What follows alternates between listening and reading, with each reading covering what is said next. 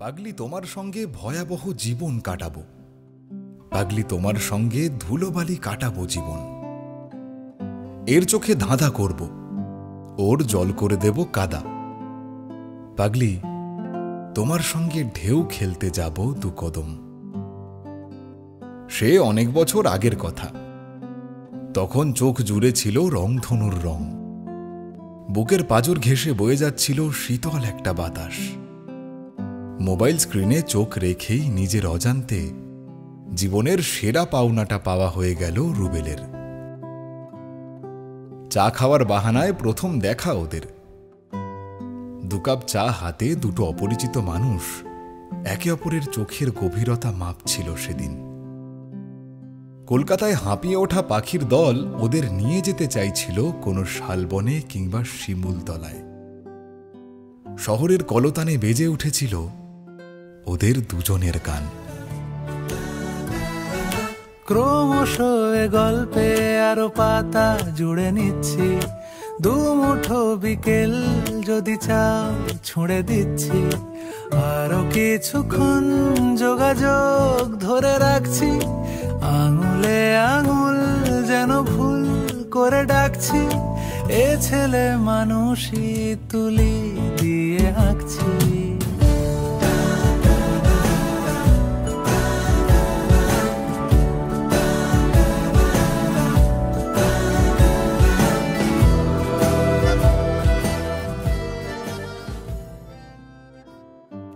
তারপর সময় কেটেছে। জীবনের অনেক কান্নাকাটি হল্লাহাটির মুহূর্ত একসাথে কাটিয়েছে হাসি মুখে। মিলে মিশে একাকার হয়েছে ওদের সমস্ত ইচ্ছেরা। তখন ধীরে ধীরে ওদের বুকের মধ্যে বেড়ে উঠেছে একটা ছোট্ট কুঁড়ে ঘর, যে কুঁড়ে ঘরটাই কদিন পরে ঠিকানা হবে ওদের। ওদের দুজনের মধ্যে মিল কোথায় জানেন?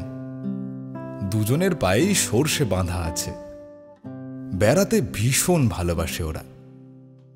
দুজনে হাত ধরে হেঁটে দেখতে চায় পৃথিবীর সমস্ত অলিগলি। একবার তো বুকে ক্যামেরা ঝুলিয়ে ওরা কালিম্পং হেঁটে গেল। পাহাড়কে সাক্ষী রেখে ছেলেটার মন বলে উঠল, তুমি আমার স্বপ্ন সারথি, জীবনে তুমি সেরা সত্যি। কিছু কথার পিঠে কথা তুমি ছুঁয়ে দিলে মুখরতা, হাসি বিনিময় চোখে চোখে, মনে মনে রয় ব্যাকুলতা। আমায় দেখো একা বিকেলে, কখনো কোনো ব্যথা পেলে